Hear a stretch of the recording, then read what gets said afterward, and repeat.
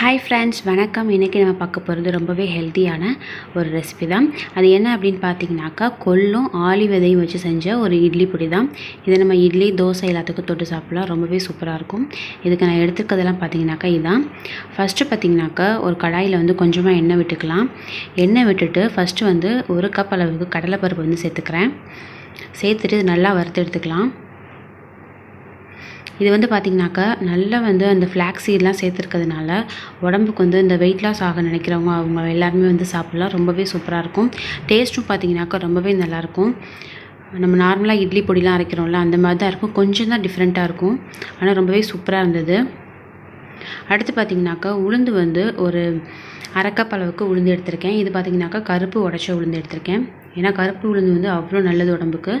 பெண்கள் எல்லாருக்குமே வந்து பார்த்திங்கனாக்கா ரொம்ப ரொம்ப நல்லது. அதனால் இதையும் எடுத்துக்கிட்டேன். இப்போ அதையும் நல்லா எண்ணெய் விட்டு வறுத்தாச்சு.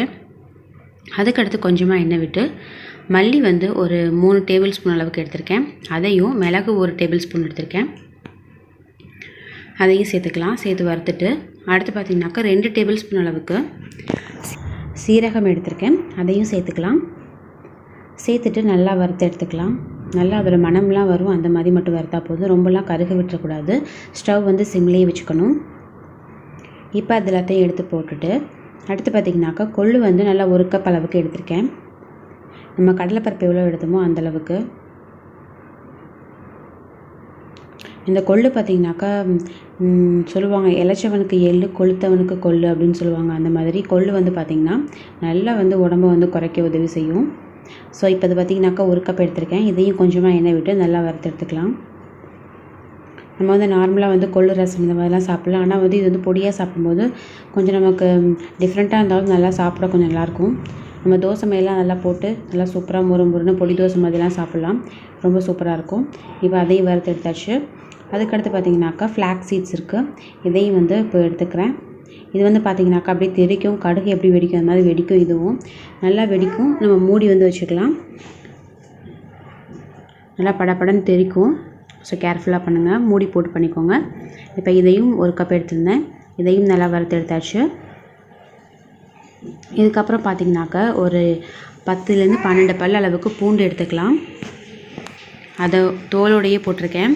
அதையும் போட்டுட்டு அடுத்து காரத்துக்கு மிளகாய் சேர்த்துருக்கேன். எங்கள் மிளகாய் பார்த்திங்கனாக்கா ரொம்ப காரமாக இருக்கும். அதனால நான் வந்து ஒரு 7-8 தான் எடுத்திருக்கேன். உங்களுக்கு காரம் எவ்வளோ தேவையோ அந்த அளவுக்கு நீங்கள் எடுத்துக்கோங்க. அதையும் சேர்த்துட்டு கருவேப்பிலை கொஞ்சம் சேர்த்துருக்கேன். அடுத்து ஒரு சும்மா ஒரு சின்ன சைஸ் அளவுக்கு புளி இதையும் சேர்த்துக்கணும். ஏன்னா வந்து நம்ம கொள்ளெல்லாம் சேர்த்துருக்கிறதுனால கொஞ்சம் புளி சேர்த்தா தான் நல்லாயிருக்கும். அதனால் அதையும் சேர்த்துக்கணும். இது எல்லாத்தையும் பார்த்திங்கனாக்கா லைட்டாக எண்ணெய் போட்டு நல்லா வறுத்து எடுத்துக்கலாம்.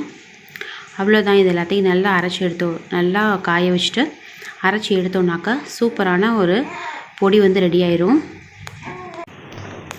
இதை நல்லா ஆற வச்சுக்கலாம். இப்போ பாருங்கள், நல்லா ஆற வச்சுட்டு பொடி பண்ணிட்டேன். இதில் வந்து கொஞ்சமாக வந்து பெருங்காயத்தூளும் சேர்த்துக்கிறேன். இது பார்த்திங்கனாக்கா ஆர்கானிக் பெருங்காயத்தூள், அதை நான் வந்து சேர்த்துக்கிறேன். அதே போல் பார்த்திங்கனாக்கா பொடி வந்து ரொம்ப நைஸாலாம் அரைச்சிடாமல் குறைன்னு அரைச்சிக்கோங்க. இப்போ எல்லாத்தையும் நல்லா மிக்ஸ் பண்ணியாச்சு. இதில் வந்து உப்பு நான் சேர்த்துருக்கேன். நான் உங்களுக்கு காமிக்கல, உப்பு சேர்த்துருக்கேன். இப்போ நல்லா ஒரு பாக்ஸில் வந்து சேர்த்து வச்சுக்கலாம். இந்த வீடியோ பிடிச்சிருக்கு அப்படின்னாக்கா லைக் பண்ணுங்கள், ஷேர் பண்ணுங்கள். தேங்க்ஸ் ஃபார் வாட்சிங்.